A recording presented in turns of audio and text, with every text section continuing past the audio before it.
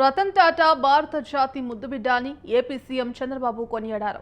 Ratan Tata innovation hub ను CM Chandrababu, మంత్రి లోకేష్ ప్రారంభించారు. ఈ సందర్భంగా మాట్లాడిన చంద్రబాబు, దేశానికి ఏదైనా చేయాలని రతన్ టాటా తప్పించేవారని, సమాజ సేవకు ఆయన జీవితాంతం కృషి చేశారని కొనియాడారు. ప్రతి ఒక్కరూ డబ్బు సంపాదించాలని చూస్తారని, ఆయన మాత్రం సంపాదించిన డబ్బును సమాజానికి తిరిగిచ్చేవారని చెప్పారు.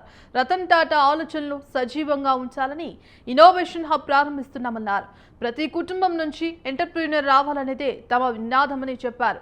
గతంలో ప్రతి ఇంటి నుంచి ఒక ఐటీ ఉద్యోగి ఉండాలని కృషి చేశానని, భవిష్యత్తంతా ఐటీ రంగానిదే అని గుర్తించారన్నారు. సరైన ప్రభుత్వ విధానాలు అవలంబిస్తే ఆదాయం, సంపద వస్తుందని చంద్రబాబు అన్నారు. Transforming raw ideas into Honorable Chief Minister Sir is inaugurating the Ratan Tata Innovation Hub, Mangalagiri.